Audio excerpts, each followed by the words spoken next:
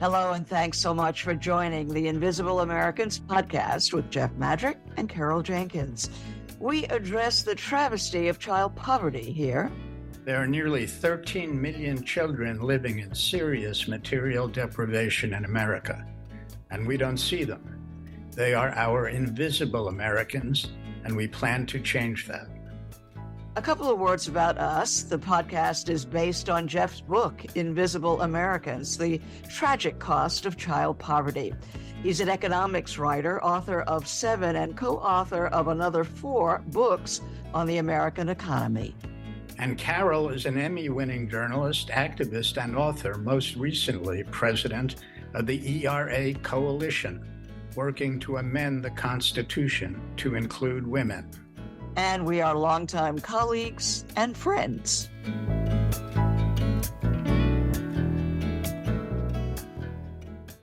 No Kid Hungry is a national organization working to end child hunger in this country and around the world.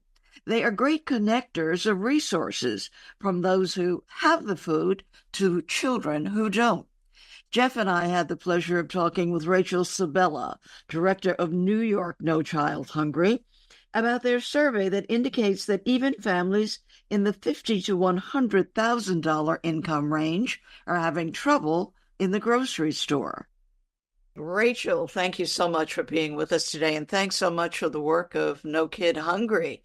Really terrific, necessary assistance to our children. Talk to us a little bit about this recent poll. I know that you periodically check on how people are feeling about food insecurity, and this year was a surprise. Thank you, Carol and Jeff, for having me on today. I'm really excited to get the opportunity to talk with you, share about No Kid Hungry's work, and really what the poll findings have told us. This was the 3rd year that No Kid Hungry has engaged in a poll of New Yorkers, and what we found was astounding. We talk so much about this affordability crisis. It's in the media. We hear elected officials talking about it. A lot of times it's in terms of rent. But what this poll really showed us is it's hitting New Yorkers hard in the grocery store. The cost of groceries is rising. We all see it each and every day.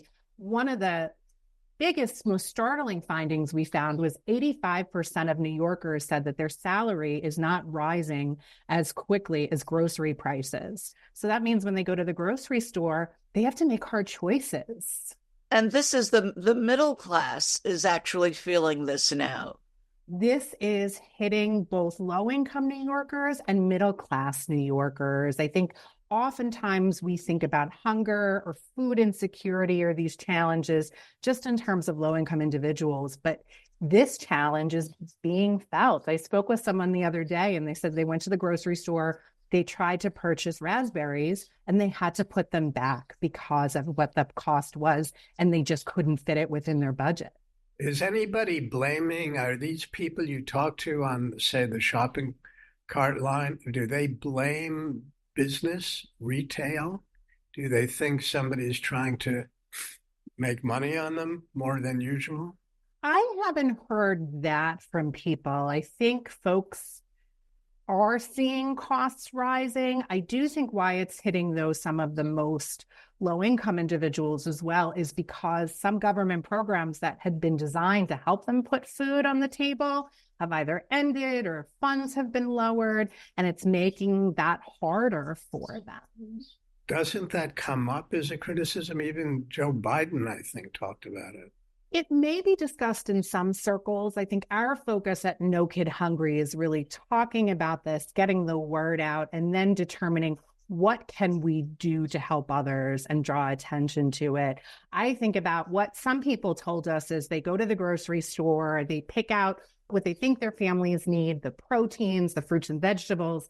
And then when they get to that counter, they are taking those items out and they're putting in the rice, the filler items that are cheaper. And I think in some ways, they're focused just on, is their family getting the nutrition they need?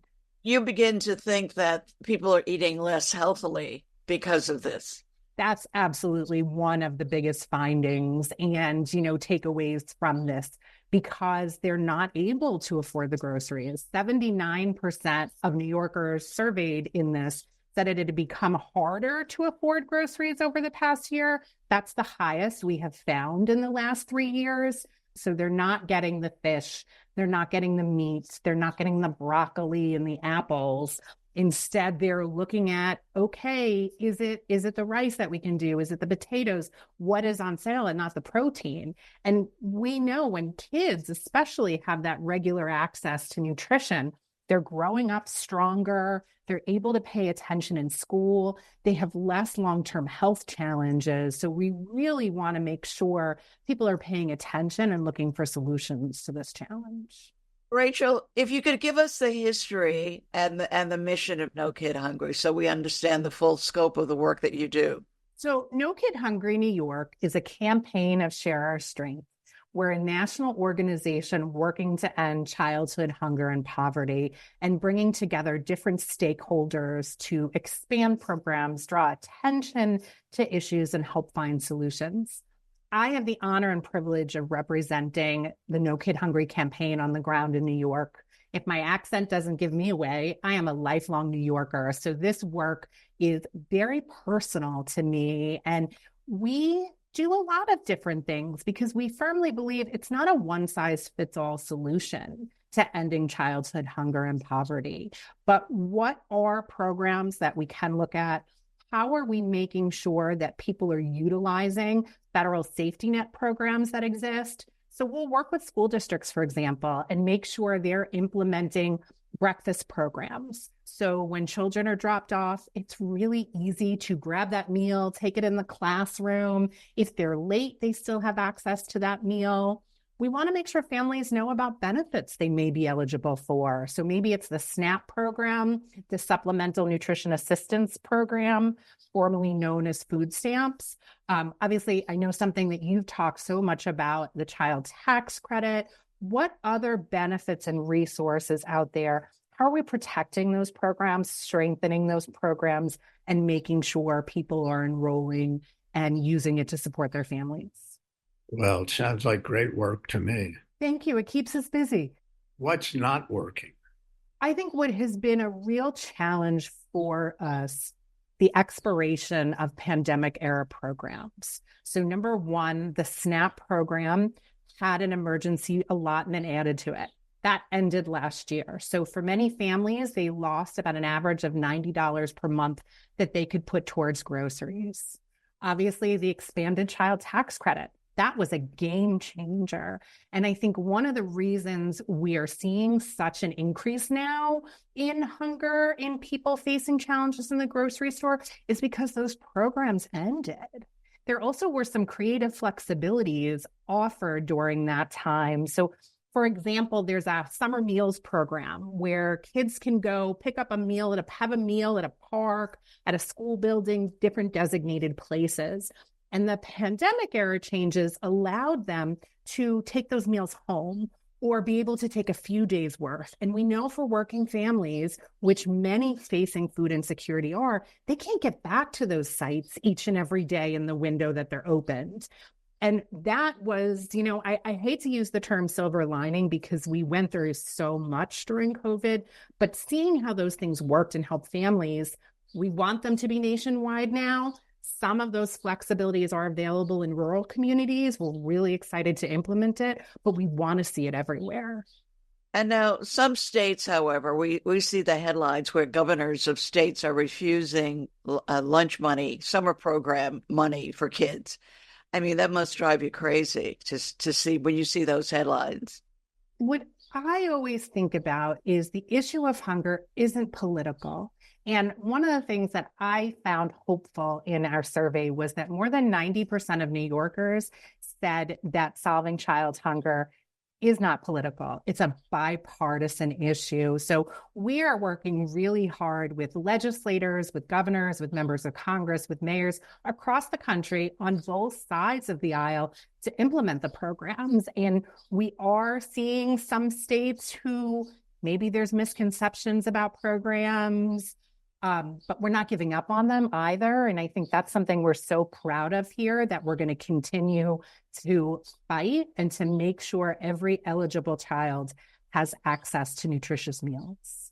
How do you think the state is doing? How do you think the city is doing in terms of feeding its kids? I think we've taken great strides in New York, both at the state and the city level, to feed children.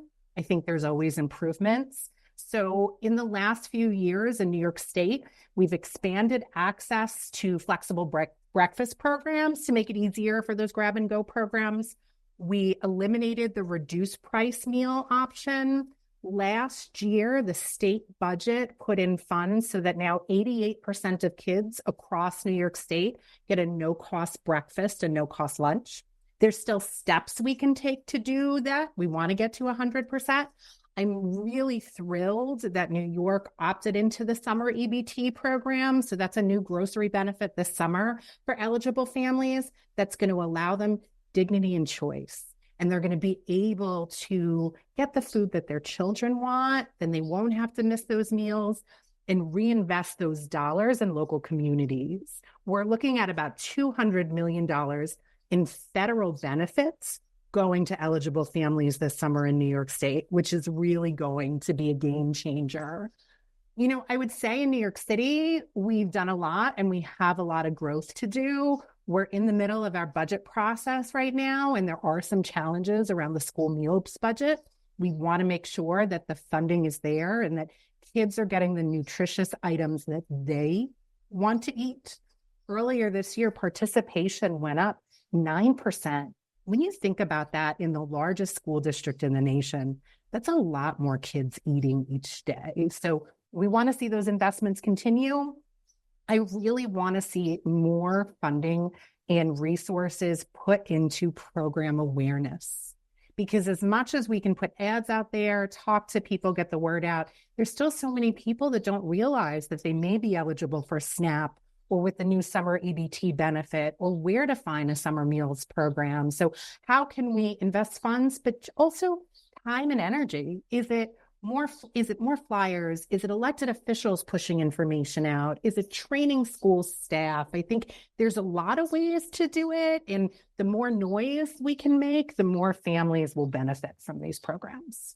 It sure sounds like a lot of uphill as well as downhill. A mentor of mine once said in this space, I hope I'm out of a job in 20 years because I hope that this hunger crisis has been solved. And I have been in this field for 10 years. There's still so much more that we need to do. I wish I would be out of a job in 10 years working on hunger programs. I think it's going to take longer than that. I think the affordability crisis, and especially we're seeing how it all intersects. If somebody, I often say that hunger hides in plain sight. People will say to me, well, they have a house. How are they hungry? Well, their rent just went up. Our Con Edison bills all went up, and they're paying for transportation to get to work. Those things can't change or they lose their house. What can they play with? It's the money for food. So we need to get all of those under control. We need job training programs. People have resources. And then I'll be out of a job. And then we'll know that this hunger crisis has been addressed. Good for you.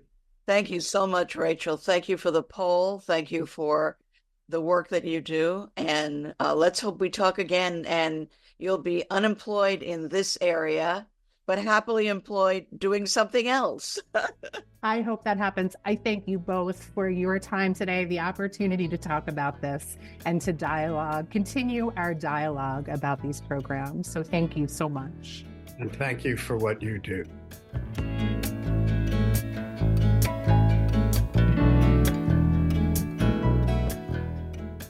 We are thrilled to have as our guest host Dr. Nikhil Goyal.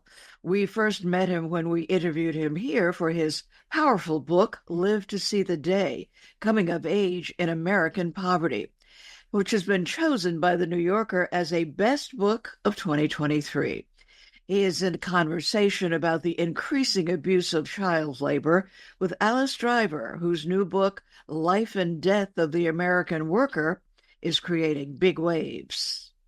Hi, everyone. My name is Nikhil Goyal. I'm a sociologist and author of the recent book on child poverty, Live to See the Day, Coming of Age in American Poverty. It is a great pleasure to be guest hosting the Invisible Americans podcast. And today we are joined by an incredible guest, Alice Driver, who is a journalist and author of the new book, Life and Death of the American Worker, The Immigrants Taking on America's Largest Meatpacking Company. It's an outstanding work of narrative nonfiction that delves into the struggles of workers at Tyson Foods plants in Arkansas amid toxic working conditions, rampant exploitation, and corporate greed. So Alice, thank you so much for joining us.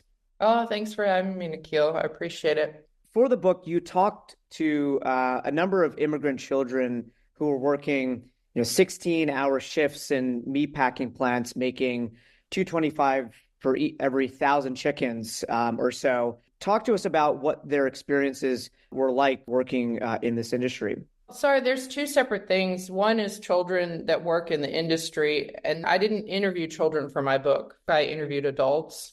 I do include the issue of child labor in my book because Arkansas is at the forefront of passing child labor legislation, and there are children working within the chain of the meatpacking industry, mostly in either chicken houses or on the night shift, which is the sanitation shift. Tyson tries to distance itself from child labor because those are third-party hires. Sanitation's a third-party hire, and then the chicken houses are separate from the plants. So it's kind of the child labor is a complicated piece. I didn't interview children for my book, but I am working on a project now that's related. I know you did write a little bit about how in a number of states they are rolling back or narrowing protections for children who are working in these plants. Could you talk a little bit about that aspect and what you've seen in other places as well? Yeah, so in March of 2023, I'm from Arkansas, and the governor of Arkansas is Sarah Huckabee Sanders, who most of you know as the previous speaker for President Trump. And in March of 2023, she rolled back child labor legislation in this state. She did two things. One is that she rolled back protections from children ages 14 to 16. And one part of that is that you don't need parental permission. And the second part of that is that employers are not required to verify their age, which I think is a really interesting piece of legislation to pass. And that legislation has been shared and passed in some form in other states, including Florida, Kentucky, Indiana, New Jersey, Missouri, and West Virginia. And so Arkansas was the first state to pass right-to-work legislation in 1944. And so I think it's really important to show, as someone who's from Arkansas, what this state is doing, and that it's being used as a model basically for the message that child labor is good because children need to learn responsibility and work ethic. But if you get into it, of course, what children are working and where are they working is, the more relevant question, because they're often, one thing that I've seen is they're often unaccompanied minors, immigrants. So of course, then if you don't need parental permission, then that works out perfectly. Right. And these are often immigrant children who they're much more likely to fall into that trap of exploitation because of that history, and they know how vulnerable those kids are. Exactly. And so what I did include in my book was, and this is, in Arkansas, it is not legal for me to set foot on nothing related to Tyson, not the Tyson plant, not a chicken farm, not to be in the houses. But what happened was that a worker shared with me a video of these two boys who were maybe 14 and 15 who work as chicken catchers. These two boys who had talked to this organization that I wrote about called Venceremos, which is an Arkansas-based NGO. So they had come to Venceremos because they had been working 14 and 16-hour days, and you're basically throwing hundreds upon hundreds of chickens into these little boxes to be loaded onto a Tyson truck, and it's very difficult labor, and they had not been paid. But two relevant issues are, one is that they were from Central America, but they both spoke indigenous languages. So not only did they not speak English and they not speak Spanish, they only spoke their indigenous language. They were here without their parents, in a really desperate situation. So they had been doing that work and they had not been paid. But so much of the meatpacking industry, because it's a chain of different integrated parts of the industry, then the companies distance themselves from issues related to child labor. In the book, you follow a number of workers and their families, particularly during the pandemic and their struggles during that time. Tell us a little bit about some of these workers, their families, their children. What kind of lives do they live, and what types of insecurities have they fallen into in this line of work? So I followed a group of workers who work at Tyson Foods in Arkansas for 4 years, and most of those workers are from Mexico and Central America, although Arkansas also has workers from Myanmar and from the Marshall Islands and Thailand, Vietnam. Workers are immigrants and refugees, some of them undocumented, some of them illiterate. So one of the couples I followed, Angelina and Placido, they're from El Salvador, so I interviewed her about, how they migrated to the U.S., what they were doing before they came, how they ended up working at Tyson. And she, for example, is from rural El Salvador. She was from a family that, her brothers went to school, but as a girl, she never went to school. She always was required to work. And so she's illiterate. She has no schooling. And there's so many situations, and this is true for a lot of the workers in my book. And so a good example of what happens is that a few nights ago, well, actually it was in the morning, about 4 a.m., I got a call from one of the poultry workers, and she was just so upset because someone at Tyson had told her that if she spoke to a journalist, they would send her to jail. And she had obviously she spoke to me for my book. She called me worried and she said, "Can they put me in jail?"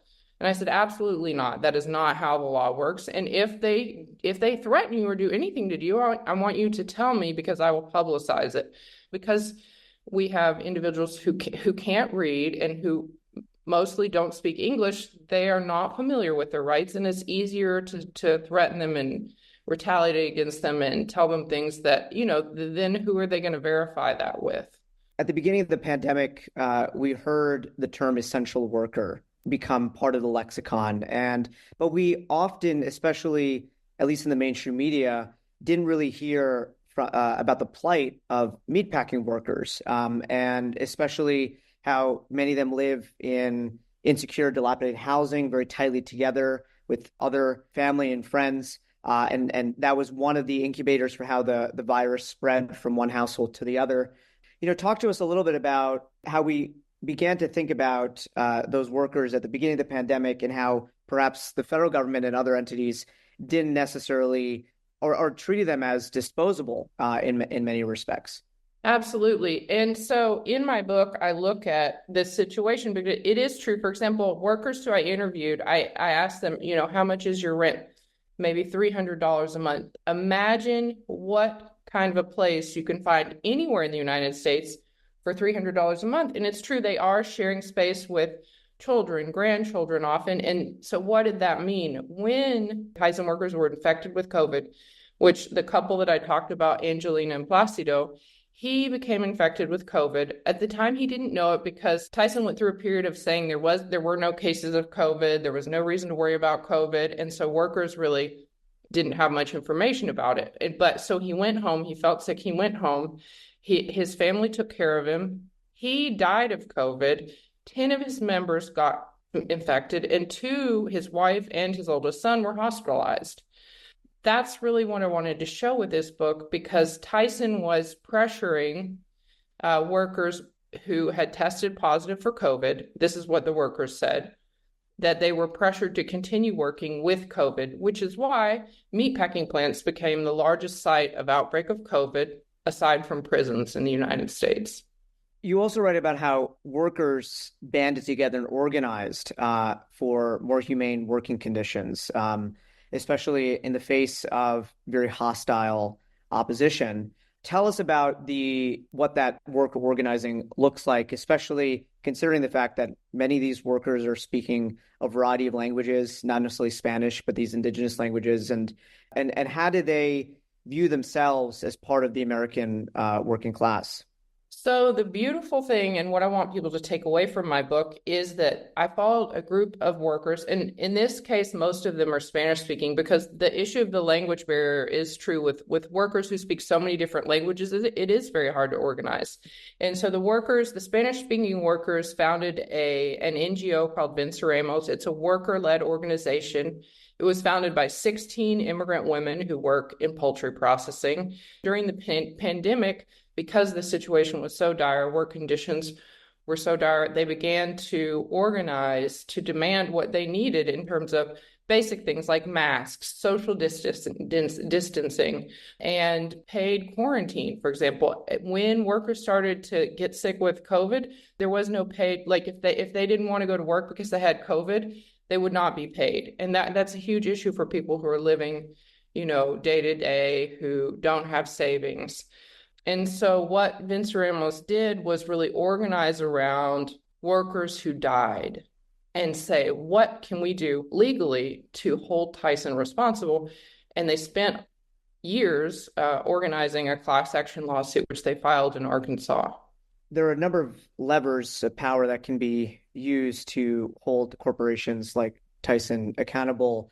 What do you think there could be more enforcement at the federal level, or where should people in policy turn to address, whether it's from child labor issues to toxic working conditions to what have you? Where should we turn to begin to undertake a more robust accountability formation of companies like Tyson?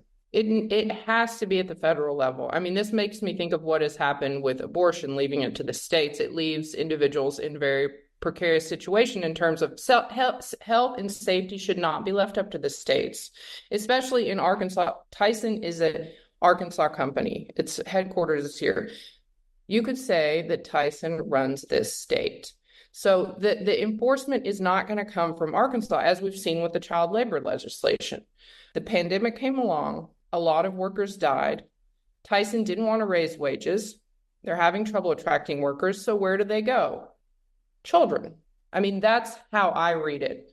So I think that enforcement has to come from at the federal level. We need to be funding and staffing OSHA, which is the organization that oversees safety and health. It's understaffed. It currently couldn't visit even a fraction of the facilities in the United States. And that's a problem. And that's something that we could resolve if we had the political will to do so. We're in the middle of an election season. Vice President Harris has called for building an opportunity economy, a restoration of the expanded child tax credit, among other economic policies. Our focus has, at least on this podcast, has been on child poverty and other issues. What is your message to policymakers who want to relieve the suffering of these workers, as well as the suffering of their families, because they're also very much so implicated in this web of inequality? Well, the very interesting thing for me is that in her economic plan, Kamala Harris has mentioned that we need to take on the consolidated power of the meatpacking industry, because this is the central problem. A very small number of companies have taken over the entire market, nationally and globally, and they've been accused both of colluding to fix prices, but working together to keep wages down. And so in order to fix that, we need to break up these huge companies. Thank you so much for joining us. It's an incredible book over many years of reporting. And these are, I think, really critical issues, uncovering the struggles and the plight of workers who are rarely ever considered or discussed in our national politics. So thank you so much for joining us and for writing the book. No, thanks for sharing my work. I appreciate it.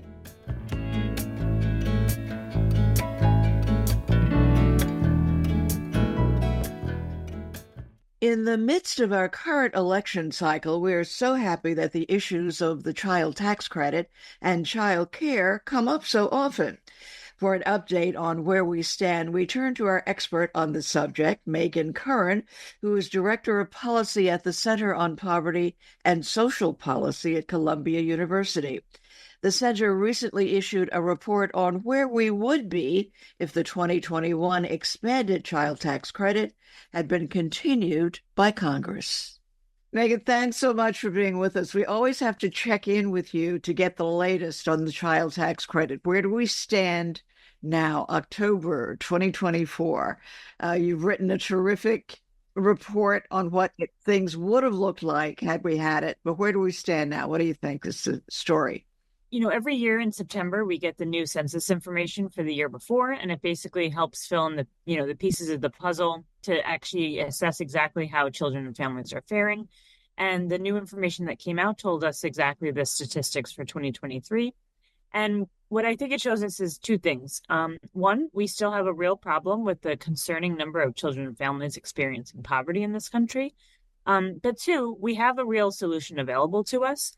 And that's if we choose to use it. And what that solution is, of course, the expanded child tax credit. And the likelihood, we now have a presidential election where one of the candidates, the first thing seemingly out of her mouth was the child tax credit, expanding it. And not only that, but what I guess we would call it a baby bond, or $6,000 for every brand new child born. Your reaction to that? It was extremely heartening to see that Vice President Harris used her platform to say that one of the first things, she'd be interested in doing for children in this country is reinstating what we had in 2021. And that it would actually go even further by actually directing this extra support, at that very critical time of birth when we actually tend to leave families sort of hanging in this country. We don't have a comprehensive paid leave program. There, healthcare can deliver so many unexpected costs. And so she would also go a bit further than what we had during the pandemic and actually say, families could have $6,000 during their first year of a child's life. The return to what we had in 2021, though, is really important because basically coming into COVID, we had, over 9 million children living below the poverty line in this country. And, it changes slightly what we mean by technically living below the poverty line each year. But, basically that would be a two adult family, living on sort of less than $35,000, $36,000 a year. So it's not a lot of money. It's really only actually a line that says, do you have enough to meet your basic needs, have enough to eat, have somewhere to sleep, have the, clothes for your kids. And over 9 million children did not have that coming into COVID. At the height of the COVID pandemic, when we had the worst economic and public health crisis in generations in 2021, all of a sudden we had less than half that amount of children living in poverty. We went from over 9 million children living in poverty in 2019 to 4 million children living in poverty in 2021, even though we were amidst, this huge crisis. Obviously, we had a lot of, different COVID pandemic relief efforts going on. But one of the most important things for kids was the expansion to the child tax credit. It increased the benefit levels. It included the 1/3 of children across the country who are usually left out of this critical cash support. And it actually delivered them money in monthly payments so that families could count on it as part of their family budgets. What happened just a year later in 2022 is we let, and by we, it's a collective sort of Congress and, the U.S. as a whole, let that expansion expire. And what happened is child poverty spiked right back up the fastest that it ever did. So we had 9 million children living in poverty again in 2022. And what this new census information told us is that in 2023, we actually ticked up a little more and we had 10 million children living in poverty. So that's a difference, going from 4 million up to 10 million just in 2 years. And that's, sort of whiplash in statistical figures. But what it translates to is actually all of these children, all of a sudden not being able to meet their basic needs again and their parents struggling. And it just doesn't have to be that way because we know we have a policy tool that could really work. How important would the $6,000 extension of candidate Harris be in lifting kids? Is there a quick way of measuring that? Did you do that? We've tried to take a look at it a couple of different ways, but I think what we did in our most recent report was say exactly what Carol was saying is, what if in 2023 we actually had an expanded child tax credit back again? And what if we actually had one that had this baby bonus in it? And what we found is that we could have had a return to basically that very much lower rate, closer to what we had in 2021. But the difference in the number of kids who basically were living in poverty because there was no child tax credit available to them last year, 1/3 of them were young children, children under the age of 6. And so we know that the youngest, are the most susceptible to the really negative effects of poverty. That's the time when the brain is developing. If they don't have enough food, safe place to sleep, enough heat in the winter, air conditioning in the summer, it really affects their physical and mental and cognitive development. And so delivering that money, especially with that extra bonus to kids right around the time of birth, we've also done some separate analysis at the Columbia Center on Poverty and Social Policy to show that you could actually almost eradicate poverty in the month after birth. And then if you had an expanded child tax credit sort of moving forward, you could keep child poverty at a much lower rate consistently throughout the months, throughout the years, throughout childhood. So it would really make a massive difference and sort of hit a reset button, for babies and young children and then children as they grow up in this country. And so it's really heartening to see that something like this is, could be a major policy by, a potential candidate for president. It's amazing. Remember when we started talking about this, how many years ago it was? Yeah. It seemed so unlikely that it would ever happen. And here we have a VP candidate and maybe a likely winner who is pushing it. Mm-hmm. Has she consulted with you guys? I personally have never had the pleasure of meeting Vice President Harris. I would hope one day to be able to chat to her about this because, their whole administration to date, the Biden-Harris administration, was so supportive of the expanded child tax credit while it was in place. And actually, Governor Walz in Minnesota also has done incredible work in terms of all of the Minnesota policies that have been passed for children in the past couple of years. They have a huge new state child tax credit. Which we had actually done some analysis for Minnesota around the time that they were passing it. And that state level child tax credit was projected to cut poverty by about a third for kids in that state. But they also did a lot more than that. They did free school meals, paid family leave, housing assistance, all sorts of things. So it really seems that, potentially a policy platform for children and families with the two of them together, Vice President Harris and Governor Walz, has a real focus on children that we haven't necessarily seen, going back to the past couple of decades. It just hasn't been prioritized in the same way. Child poverty actually has a forefront of what folks are talking about on the campaign trail. Yeah, I was telling Jeff how shocked I was that a question about childcare turned up at the New York Economic Club, probably for the first time in its history. Yeah. It's about time, right? Because without childcare, then you have no one able to get to work to actually drive the economy forward. But it's been that missing, it just hasn't been talked about in terms of, in the forums where we actually really need a lot of this decision-making to recognize these fundamentals. And on the other side, J.D. Vance, the vice presidential candidate, has said that he supports the child tax credit as well. What can you tell us about what he has in mind? From the information that we have available to us, which is probably just what's available in the public sphere at the moment, it seemed that he had made some remarks that said he was also interested in making which would actually represent an expansion of the child tax credit as well, about $5,000 available to children. I haven't seen any particular sort of policy details on it. I haven't seen if the Trump-Vance campaign has sort of endorsed it more fully or produced any detail. Obviously, having both parties talk about an expanded child tax credit is hugely important. And to Jeff's point, a real different trajectory than we've had, because a lot of us in the sort of research and policy sphere have been talking about this for a number of years, but it hasn't always been at the forefront of campaigns or anything like that.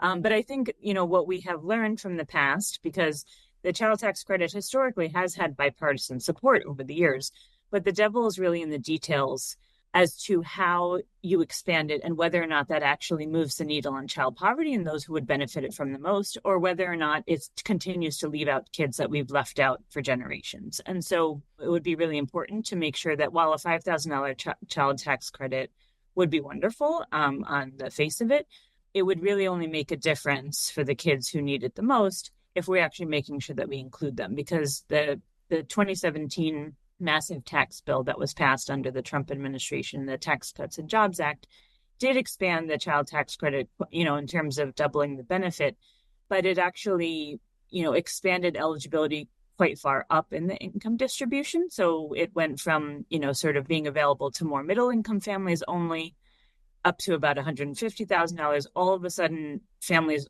with earnings up to $400,000, so close to $500,000, could then get this new expanded benefit. What it didn't do was close the loop at the bottom of the income distribution, where we had 1 out of every 3 children in the country not receiving the full benefit because, we were conditioning it on how much their parents worked, the type of job they had, how many hours they were able to, all of these things that children have no control over. And so, when you expand it that way, you're sort of not really impacting poverty, and you're also exacerbating inequality. So it just really matters how you actually structure a type of expansion as to whether or not you're reaching the kids who really could benefit from it. And that's something that we would pay attention to in any sort of, further details that might come out from Senator Vance. Or has Vice President Harris actually analyzed how to create a program that works well, or is she just throwing that $6,000 number out? Again, what we understand just from the sort of details that have been put up on their website and things like that when she announced it, it sounded like it would reinstate, the sort of expansion we had in 2021, which would be a higher benefit, $3,000 a year per child ages 6 to 17, higher bump for younger children, so $3,600 for children under 6. And it sounds like basically just from that, 0 to 1 period, rather than $3,600, you'd actually get $6,000. There's a couple different ways you could do it. You could do that in a lump sum if you wanted to make sure that families really had that right after birth. You could just do, sort of a higher payment and then transition into, say the $300 a month that families were getting in 2021. You could deliver it in all sorts of ways. And I think, a lot of that would probably be in consultation with folks like the IRS and things like that. Because if you're trying to time it after a baby's birth, you'd want to make sure that there was a way that families could just let folks know, okay, this new baby is born and we would really appreciate this money now. So I think hopefully, there'd be a lot of smart people putting it into place who had a lot of experience with how those monthly delivery payments roll out in 2021 and could actually do a sort of like new and improved job.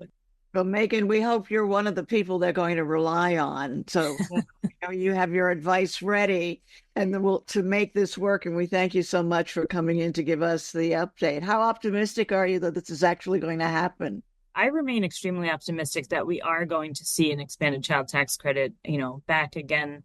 We've seen all of a sudden, even when 2021 went away at the federal level, states started doing all of this. Minnesota, Colorado, New York just made some new improvements. I mean, you've been seeing there's now, 14, 15, 16 plus states that have state child tax credits and another 10 that have active proposals. So I think the federal one will follow as soon as we sort of get that policy window, because the evidence is there and the evidence is robust, and children and families certainly, need and deserve the support. Amazing. The evidence is so robust. It's hard to believe we can ignore it, but America is capable of many things, even ignoring that. That's all I'm going to say now. So angry for so long. No, thank you both for your long years of work on this. Congratulations. I think it's about to happen. So yeah, fingers crossed. But thank you so much for always just, really highlighting these issues and just shining a spotlight on children. So. Thanks for showing up, Megan, and talking to us. Yeah, no, thank you. Thanks so much. It was so nice to see you guys.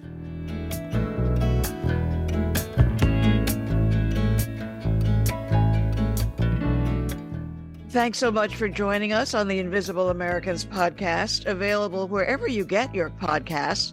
But we urge you to visit our website for transcripts, show notes, research, and additional information about our guests and their work.